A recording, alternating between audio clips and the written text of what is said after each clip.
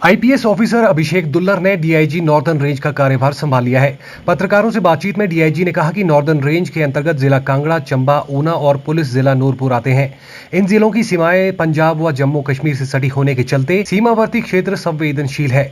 Northern range के police थानों में पेंडिंग केस को टाइम बाउंड तरीके से निपटाने का प्रयास किया जाएगा। वहीं उन्होंने कहा कि नशे पर भी प्रहार किया जाएगा और साइबर क्राइम के बढ़ते मामलों से भी निपटा जाएगा।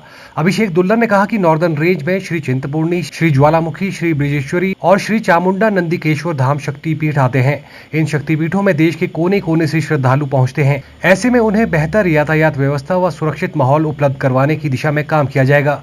उन्होंने कहा कि नॉर्दर्न रेंज में पुलिसिंग को बेहतर किया जाएगा। हाँ, मैंने रिसेंटली यहाँ पे as DIG northern range join किया है और नॉर्दर्न रेंज में 4 पुलिस डिस्ट्रिक्ट आते हैं, जिसमें कि कांगड़ा, नूरपुर, चंबा और ऊना है। तो ये जो एरिया है ये basically this is bordering Punjab and J&K. तो इसमें उस एंगल से ये सेंसिटिव एरिया है। तो इसमें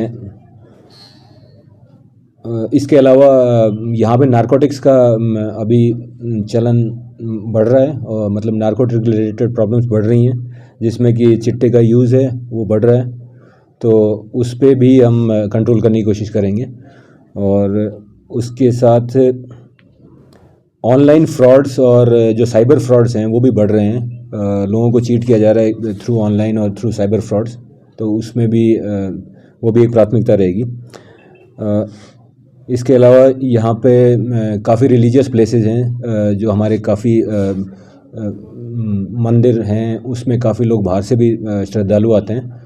तो उनका भी ये स्मूथ रहे ट्रैफिक व्यवस्था, दर्शन के लिए जो सिस्टम होता है, तो वो भी एक प्राथमिकता रहेगी। जैसे कि ये जो नशे का जो प्रचलन जो चलन है ये बढ़ रहा है, तो इसमें यही रहेगा कि लोगों को, यूज़र्स को आइडेंटिफाई किया जाए और सप्लायर्स को आइडेंटिफाई किया जाए और ये जो इसके जो कौन से हॉटस्पॉट्स हैं जहाँ पे ये ज़्यादा यूज़ होता है उनको आइडेंटिफाई किया जाए और वहाँ पे एक्शन लिया जाए।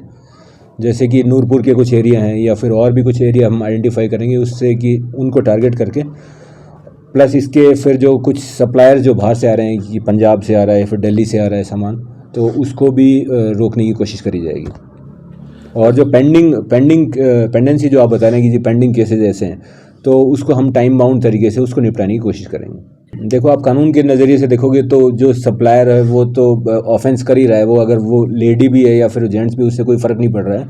तो सेम ही स्ट्रेटजी होनी चाहिए उसमें कि आप उसको रोकथाम, आप उसको कोशिश करनी चाहिए। आप